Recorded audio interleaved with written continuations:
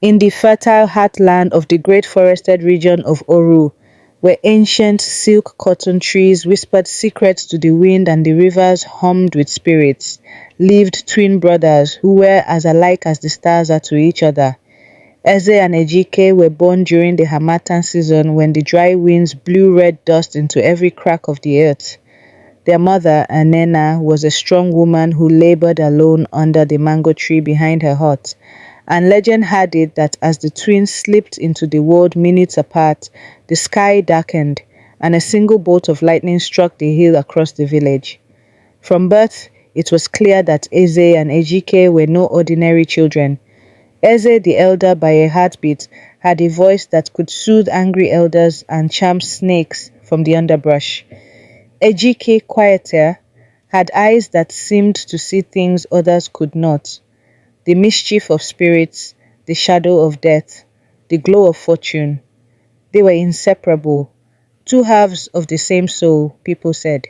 They hunted together, worked the fields together, and even fell ill together. By the time they turned 20, the village of Oru had come to revere them as sons of prophecy. Yet a strange whisper always followed them. An old riddle told by the river priestess decades ago. When one heart beats in two chests, a woman shall come. She will choose none, but both. And when the sun fights the moon, Oru shall suffer or rise. The villagers had laughed then, but the priestess, Mogbeke, had not. She vanished the following day into the river mist and was not seen again for many seasons. It was in their 21st year, during the festival of yams, that she returned. She arrived like a phantom, her long grey braids matted with clay, her eyes like stagnant pools, her face etched with age and riddles. Her sudden appearance in the market square sent children scurrying and goats bleating. The drummers stopped their rhythms as she raised her staff carved from driftwood. I have come to renew the words, she croaked, voice brittle like dry leaves. One woman shall come, and she shall marry two souls born of one seed. She will break Oru's law, and in doing so, call down the spirits of the ancestors. Eze and Ejike, standing beside the king's stool, exchanged a glance, but neither said a word, and they had long ignored such talk. But just a week after the festival, she arrived. Her name was Amaka. She came from the eastern village of Nteje, orphaned by war and taken in by a wandering trader who sold herbs and crafted amulets. Amaka walked with the grace of river mist and spoke in riddles of her own. She had skin the color of roasted cashew and eyes that burned like fire under moonlight. When she laughed, children forgot their tears. When she sang, even the old men in Oru listened as if remembering a tune from a dream. Eze saw her first at the well. She was drawing water, humming a tune he did not know. He greeted her with a smile, and she answered without looking. You are Eze, she said. He blinked. How did you know? I see your fire, she said. It rises when you speak. Later that day, Ejik found her in the forest gathering bitter leaf. She turned before he spoke. You are Ejike, she whispered. Your silence is deep. He studied her face and said nothing, but that night he could not sleep, nor could Eze. Over the next moon cycle, Amaka became a presence in Oru, gentle helping women with their clay pots, aiding elders with their herbs, whispering to children tales of cities beyond the rivers. The twins fell in love with her, though neither admitted it aloud. It was as if a part of each of them had been waiting for her, and now she had arrived and completed them. But with her presence came strange changes. The river began to whisper louder at night. Goats gave birth to stillborn kids. The chief's youngest son had a dream of fire swallowing the village, and the priestess Migbeki was seen once more at the riverbank, talking to shadows. Eze, bold as ever, finally approached Amaka under the moonlight. I know what I feel, he said. You are not from here, but it is as if you are the part of me I never knew was missing. She touched his hand gently. I know. The next day, Ejike met her in the cassava field. I do not speak much, he said, but I feel things more than I say. My spirit has followed yours for lifetimes. She closed her eyes. I know. The twins confessed to each other that night, each unsure what to do. But instead of jealousy, there was only pain, because both loved her, and neither could imagine choosing between the other. That evening, as drums echoed from the festival square, the village oracle summoned the council. The balance is shifting, the oracle warned. The girl is no ordinary girl, and the prophecy of the twins is upon us. If one marries her, the other will suffer. If both marry her, the ancestors will rise. The elders murmured. It is forbidden, they said. A woman cannot marry two brothers. But the king, wise and old, said only, some laws are made by men, some fates are made by the gods. The following morning, the sky was grey. Thunder rolled, though no rain fell. Eze and Ejike went to Amaka's hut together. She sat in silence, a bundle of herbs in her lap. We cannot choose, Eze said. Nor can we part, Ejike added. Amaka looked up at them with a strange sorrow. You were never meant to choose, she said softly, because you are not two, you are one. And that night, under a sky full of stars, the three disappeared from the village. The rumors began at once that they had run to the hills to escape punishment, that they had gone to the spirits to find an answer, that they had married in secret under the guidance of Mugbeke the priestess. But no one knew the truth. Only the river did. And as the days passed, its water began to slow. The fish vanished. The frogs fell silent. Something had shifted in the heart of Oru, and the prophecy, long buried in songs and jokes, now echoed on the lips of every villager. One heart in two chests, one woman for both, the sun shall fight the moon. But what no one realized was that the real story had only just begun. In the hidden valley beyond the hills of Anen, far from the ears of gossips and the judgment of Oru, a sacred grove known only to the river priestess stood in silence. Its trees were older than memory, its soil never tilled, and its air laced with a strange sweetness. This was where the twins and Amaka went when they vanished from the village. Mugbeke, the priestess who had been shunned as mad and forgotten as old, waited for them there. I knew you would come, she said, kneeling before the ancient stone of Ii, the guardian of fate. It is time to bend what men call law to match what the gods already know. For 7 nights and 7 days, the twins and Amaka stayed in the grove, fasting, praying, and preparing for a wedding unlike any Oru had ever seen. The ritual was forbidden. In Oru's culture, a woman could marry only one man and never two brothers.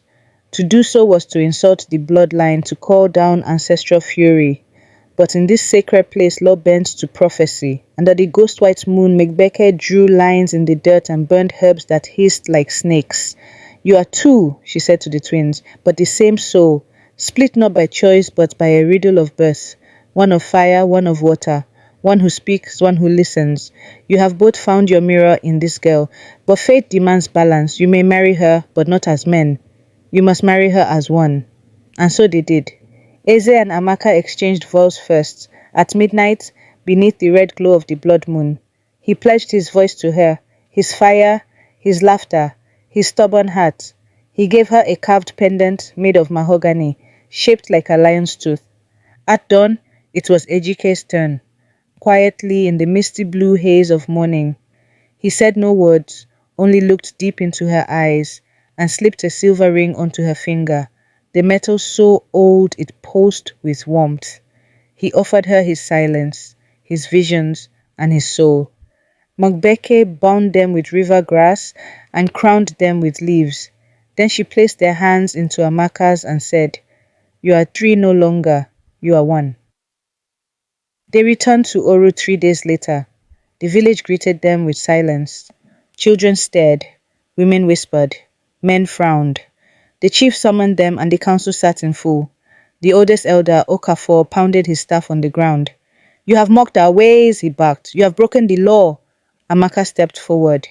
No law was broken, she said. We married beyond the reach of men's eyes, in a place where the gods walk barefoot. The chief's eyes narrowed. Did you marry them both? I married one soul, she said twice. Gasps filled the air. You speak in riddles, Okafor spat. You've cursed it yourselves. Already the river has slowed. The yams are rotting in the ground. The ancestors are angry. They are not angry, a voice said from the doorway. It was Mugbeke. She entered without invitation, leaning on her staff, eyes glowing. They are watching and waiting. No one dared stop her, but soon strange things began to happen. The rains that had been missing for 2 moons returned, sudden and violent. They flooded the yam fields and collapsed 2 mud huts near the edge of the village. Lightning struck the tree in the village square where disputes were settled. A goat gave birth to a calf. and the old midwife saw. She saw a baby with two shadows. Superstition spread like wildfire. The elders blamed Amaka. Her presence disturbs the order, they said. No woman can love two brothers without inviting ruin. Others disagreed. The twins have never quarreled, said the market women. She has brought peace to them. But at what cost? Asked the hunter Ogbefi, who had once courted Amaka and been refused. The ancestors will not be mocked. Then came the first real blow. A plague of locusts devoured the millet farms overnight. The villagers gathered at the shrine demanding answers. Megbeke appeared again, this time with red markings on her face. The spirits are restless, she said. They are not angry, my Kanyam, but they must be honored. The wedding has bent the line between law and fate. The balance must be restored. What balance? Cried the chief. Amaka must choose, she said, be it or the land will choose for her. The twins were shocked. We chose unity, Eze shouted. No, said Ejike softly. We chose love. Amaka was torn. She loved them both. Eze's fire thrilled her, and Ejike's calm steadied her. With Eze, she laughed. With Ejike, she dreamed. She had married one soul, but now the world demanded she tear it in two. In the days that followed, the pressure mounted. Women stopped speaking to her. Children ran from her shadow. The village seemed to close its arms. One night, as she lay between the twins in their hut, she whispered, Perhaps I should leave. I do not want to be the reason your people suffer. Eze held her hand. You are not the cause. You are the key. Ejike kissed her forehead. We will find another way. But the village had already decided. A group of elders approached the king with a new proposal. Exile the girl and the curse would lift. Others demanded a cleansing ritual, one that involved blood. Amaka, hearing this, fled to the grove again, seeking Megbeke. There must be another way, she said, voice cracking. The priestess studied her carefully. You were born for a reason, child, and so were they. But the world you live in is not yet ready for what you bring. Sometimes to keep a fire alive, one must shield it from the wind. What do you mean? The gods gave you one soul in two bodies, but men fear what they do not understand. You must face a trial. If you survive it, no one can question your union again. What kind of trial? A sacrifice, not of blood, but of truth. That night, as Oru slept, Amaka climbed the hill behind the village. There she lit a fire and placed two items into the flame, the lion's tooth from Eze and the silver ring from Ejike. She whispered a prayer to the sky. Take my love, she said, try it, test it, burn it. If it is true, let it live. If not, let it die. The fire turned blue, the wind stopped, and far below, in the village square, the ground cracked open, just a hairline, but enough for the elders to quake with fear. The ancestors speak, Migbeke announced in the morning. A trial is coming. The chief called the twins. Choose Bodija, he ordered. One of you must give her up. They refused. She is not a stone to be passed, Eze said. She is not a prize, Ejike added. The chief turned to Amaka. Then you must choose. She looked at the twins and said nothing. Because in her heart she had already chosen. She had chosen both. And the spirits were listening. The sun rose the next day with a crimson hue, bleeding across the skies of Oru like a wound that refused to close. The birds did not sing. The wind had stilled. A strange weight hung in the air, heavy and restless, like a drumbeat no one could hear but everyone could feel in their bones. The trial had begun, but no one knew what form it would take. For weeks after the fire Amaka lit on the hill, things began to unravel in Oru. Not all at once, but slowly, like threads pulled from a tightly woven cloth. The goats wandered aimlessly, refusing to eat. Women miscarried.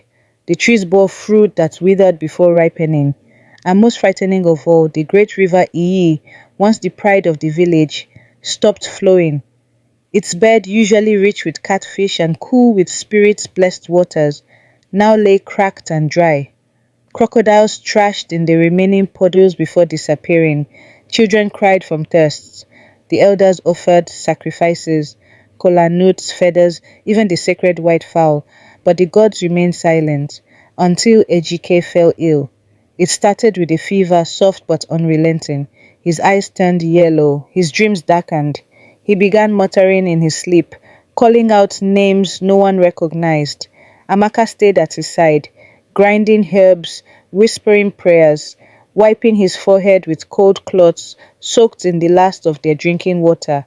Eze roamed the hills in search of roots and bark, his heart breaking a little more each time he returned to find his brother weaker. "This is my punishment," Amaka whispered one night as Ejike shook violently in her arms. "No," Eze said, his voice rough from shouting at gods who did not answer. "This is the world rejecting what it cannot understand." But it wasn't just Ejike who was changing. Eze had started growing colder, his fire slowly extinguishing. He no longer sang while bathing at the riverbank or cracked jokes with the palm wine tapper. His shoulders slumped. His laughter died. The spark that once made him the soul of every gathering now flickered like a dying flame. "Two bodies, one soul," Mubeke had said, and now that soul was tearing. Amaka began having visions of old women with black eyes, of rivers flowing backward, of a large mask split down the middle. In every dream she stood at a crossroads, one path leading to the mountains, the other to the graveyard. Then one morning, Mubeke appeared outside their hut, clutching a calabash. "It is time," she said. "The ancestors demand balance." "What must I do?" Amaka asked. The priestess poured a dark liquid into a wooden bowl. "You must go to the shrine of Iyi, alone, and you must ask them yourself." Eze tried to protest, but Mubeke silenced him. "This is not your journey. It is hers." And so Amaka went. She wrapped herself in white cloth as tradition demanded and walked barefoot to the edge of the dry riverbed, where the stones burned her soles and silence reigned like a god. The shrine was carved into a large boulder, old, cracked, moss-covered.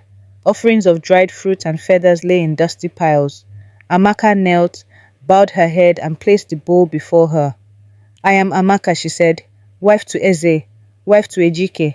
I did not come to defy you. I came to love." The wind stirred, the riverbed groaned. Then a voice, deep, layered, not male or female, filled the air. "You were warned." "I listened," Amaka replied. "But love speaks louder than fear. You broke the order." "I followed the truth, then pay the price." "What is the price?" "One must go." Her heart froze. "One of them?" she whispered. "One soul in two bodies. To restore balance, one must return to the dust." Tears welled in her eyes. "Choose." She shook her head. I cannot. I love them both." "Then we will choose for you." The ground rumbled. A wind screamed through the trees. The calabash shattered. Amaka collapsed. She woke in her hut, covered in sweat and dirt.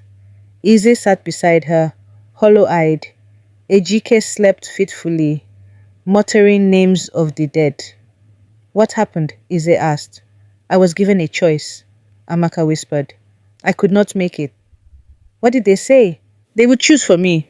Eze rose to his feet and stormed out. He walked through the village barefoot, straight to the grove where he found Mubeke humming over a fire.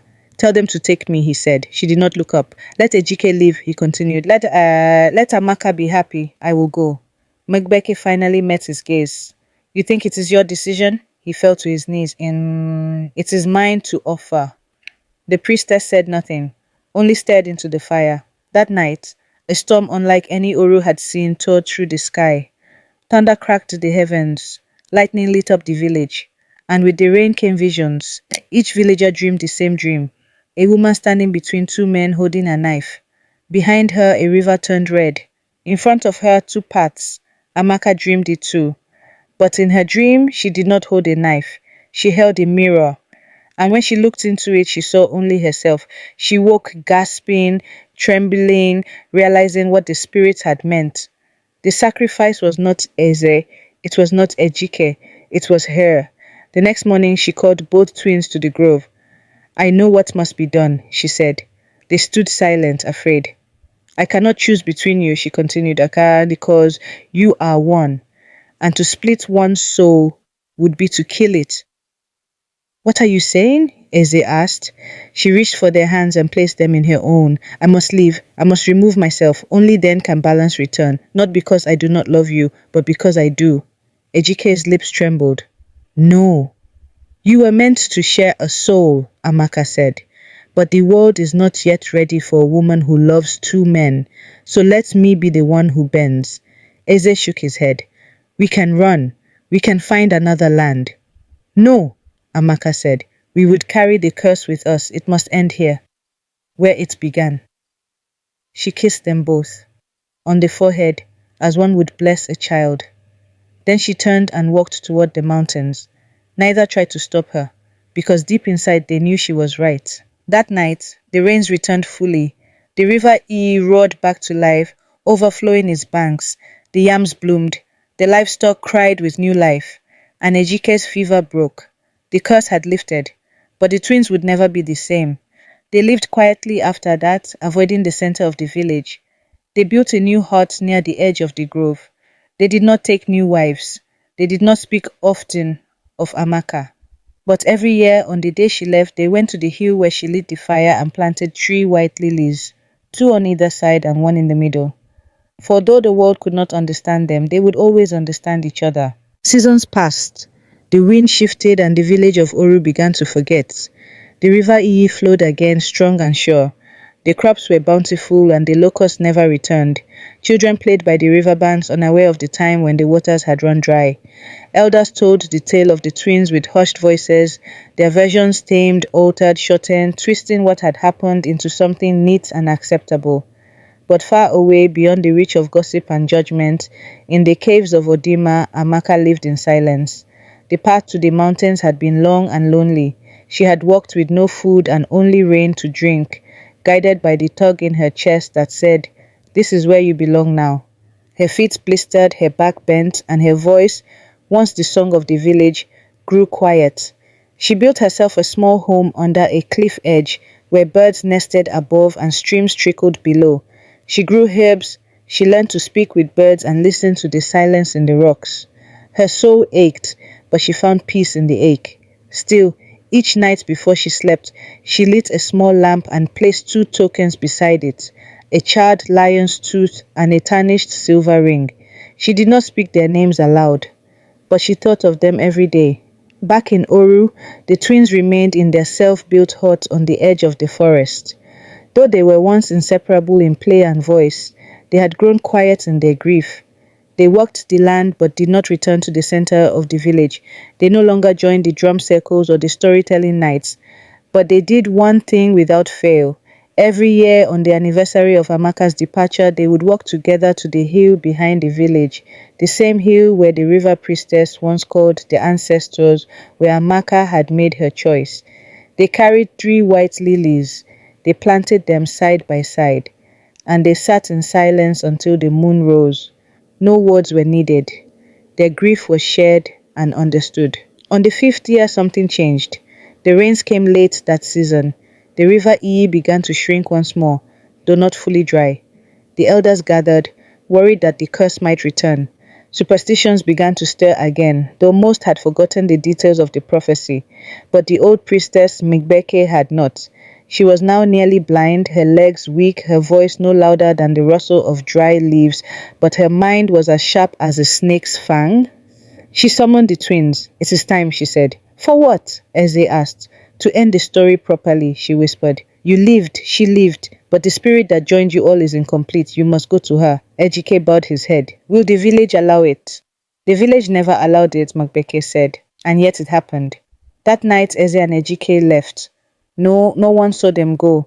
They took nothing but the clothes on their backs, the strength in their legs, and the memory of her in their hearts. They followed the old paths, the ones covered in vines, guarded by spirits, known only to wandering seers and runaways. Through the whispering forest, across the gorge of bones, until they reached the caves of Odima. And there on a rainy afternoon they found her. Amaka was kneeling by her herbs, plucking bitter leaf, when she looked up and froze. The lion's tooth was still around her neck. The silver ring still hugged her finger. The 3 stared at one another, speechless. Then she dropped the leaves, rose, and ran to them. They embraced, not as strangers returning, not as lovers reunited, but as 3 pieces of the same breath finally made whole. They said nothing for a long time. Then Ejike whispered, "We brought no gifts." Eze added, "Only ourselves." Amaka smiled, tears slipping down her cheeks. "That's all I ever wanted." They stayed there together in the mountains, away from the village, away from the rules that tore them apart. They built a bigger hut, planted a garden, sang again, laughed again, slept under the stars, knowing the world below would never understand. But the spirits above did, and this time the gods were silent, not in anger, but in peace. Many years later, when Magbeke passed and the rains threatened again, a traveler came to Oru. He had passed through the mountain paths and spoke of a family that lived in harmony, of a woman with long braided hair and two men who looked like one soul split in two. He spoke of a valley where the rivers never dried and the yams grew like blessings. The villagers listened in awe.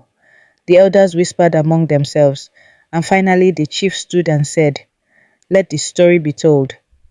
From that day on, a new tradition was born. Every season, on the day the rains first fell, the children would gather by the river bank, and the oldest woman in the village would tell the tale of Amaka, Eze and Ejike, not as a warning, but as a celebration, a tale of love that refused to bore. A tale of one soul, two bodies, and a girl who chose not one, but both. And every time the story ended, the children would ask, "Did they live happily ever after?" And the storyteller would smile and say, "They lived freely, and sometimes that's even better." The end.